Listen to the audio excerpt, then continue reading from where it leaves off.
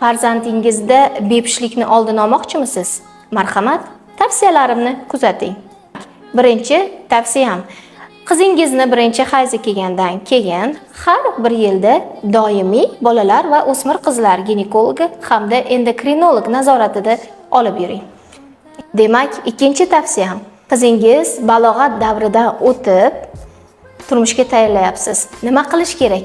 Albatta, ginekologga olib kelib, endokrinolog hamda ginekolog nazoratida gormonlar faoliyatini tekshirib, eng asosiysi folikulometriyani amalga oshiring. Shunda biz bilamizki, yuqoridagi gormonlar ta'siri natijasida tuxumdonda dominant folikula chiqib, ichidan tuxum hujayra chiqyapti.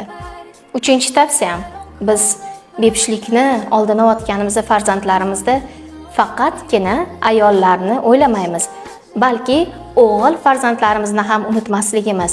Kerakli tahlil, spermogramma va ultratovush tekshiruvini amalga oshiramiz.